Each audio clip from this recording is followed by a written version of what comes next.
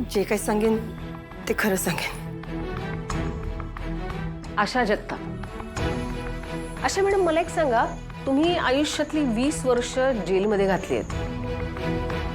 तुमच्याकडून नेमका असा काय गुन्हा झाला होता? जरा स्पष्ट कराल का कोर्टापुढे? त्या आठवणी सुद्धा नकोशा वाटतात.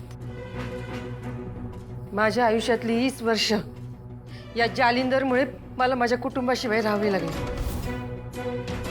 ह्याच्या कपटीपणाची सुरुवात झाली त्या देवळापासून.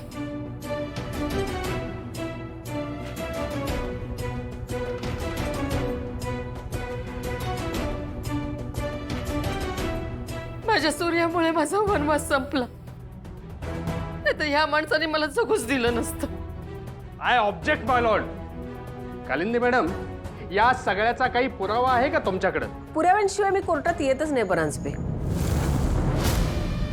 युअर ऑनर, ज्या पुजाऱ्यांबरोबर आशा पळून गेल्यात असा दावा करण्यात आला होता, त्या पुजाऱ्याचा मृतदेह सुद्धा शशिकांत सरनोबत यांच्या कारखान्याच्या आवारात सापडलेला आहे. What?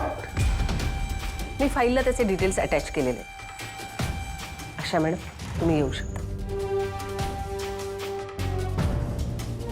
My Lord, Jalinder Nimbalkar यांच्या नीचपणाचा कळस म्हणजे पोलीस त्या कारखान्याच्या आवारामध्ये एका खुनाच्या संशयाने गेलेले असताना त्यांना तिथे 25 डेड बॉड्या सापडलेल्या आहेत.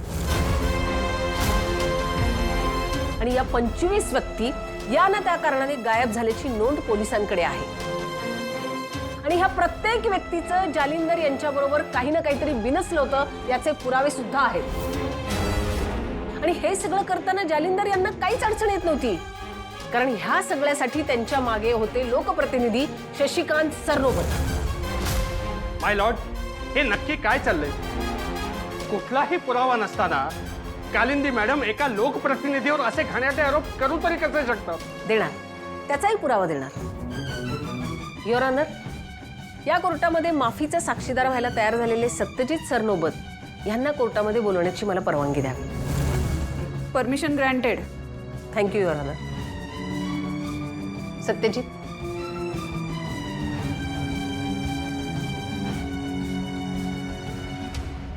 मी जे काय बोलेन ते खरं बोल.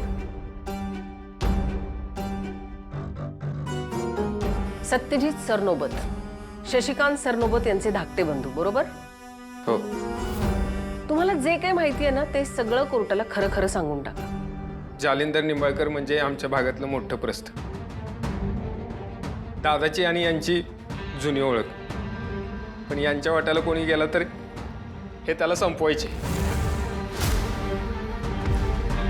जे काही केलं ना ते या दोघांनीच मिळून केलंय. मी काय नाही केलेलं. मला तुरुंगात नाही जायचं. सत्यजित, शांत व्हा. येऊ शकता तुम्ही.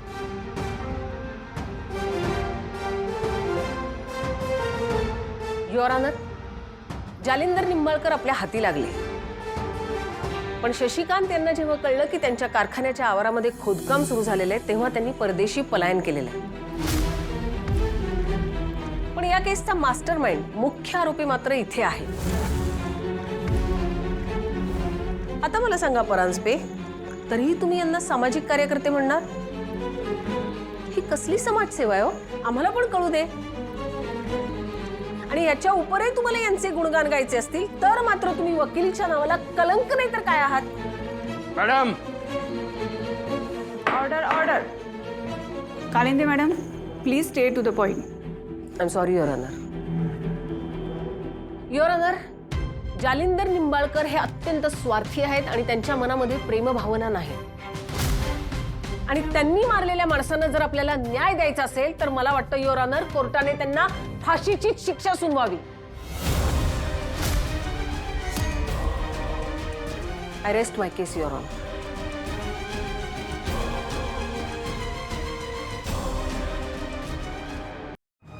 Any defending argument Paranjpe? झालेले सगळे गुन्हे हे सामूहिक आहेत आणि या गुन्ह्यासाठी जर माझे आशील दोषी आढळलेच तर त्यांना जास्तीत जास्त जन्मठेपेची शिक्षा लागू होते.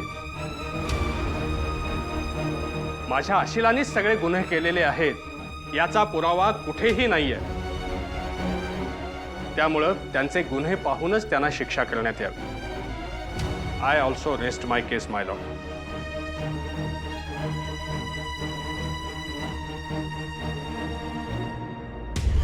आता काय एकदा जन्मटेप झाली का आम्ही 2 दिवस बी आत राहत नसतोय.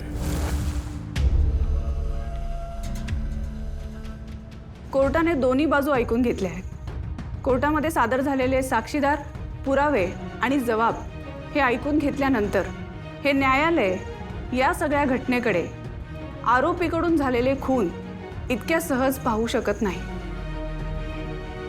जसे जसे या घटनेचे पैलू उलगडत गेलेत तसे या न्यायालयाच्या निदर्शनास आले की या सगळ्या घटनेवर जालिंदर निंबाळकर यांच्या पुरुषत्वाचा मोठेपणा, सत्तेचा गर्व आणि पैशाची ताकद ह्याचा खूप मोठा प्रभाव दिसून येत आहे. या अशा प्रवृत्तीला आळा घालण्याचं कर्तव्य फक्त पोलिसांचं नव्हे तर आपल्या सगळ्यांचं आहे.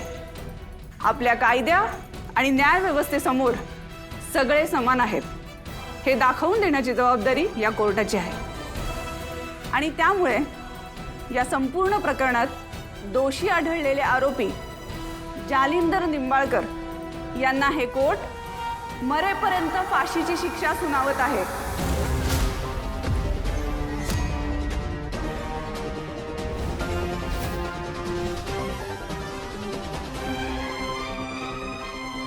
Judgement delivered.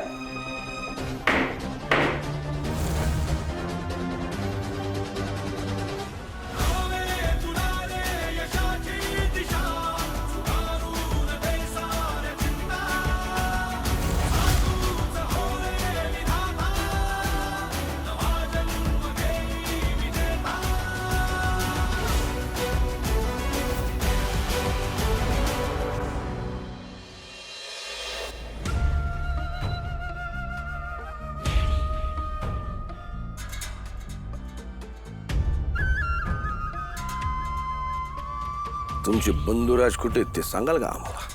सांगणार ना. तुम्हाला तुमच्या पापांची शिक्षा मिळाली, पण तुमच्या पापांमध्ये माझा भाऊ भागीदार होऊ नये एवढी साधी इच्छा होती आमची. पूर्ण गाव त्याला मारायला उठलं होतं. तो वाचावा म्हणून त्याला आम्ही घरी पाठवलं. चाल, जालिंदर निंबाळकर बुडला तरी त्याचा वंश बुडला नाही म्हणायचं. डॅडी, मला तुमचा राग येत नाही आत्ता. घेऊ येते हो. तुम्ही मरणाच्या दारात उभे तरी पण तुम्ही हे विचार करताय.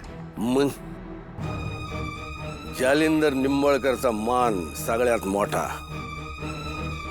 आणि तो आमच्या चिरंजीवांच्या रूपानं कायम राहावा म्हणून आम्ही आयुष्यभर धडपड केली.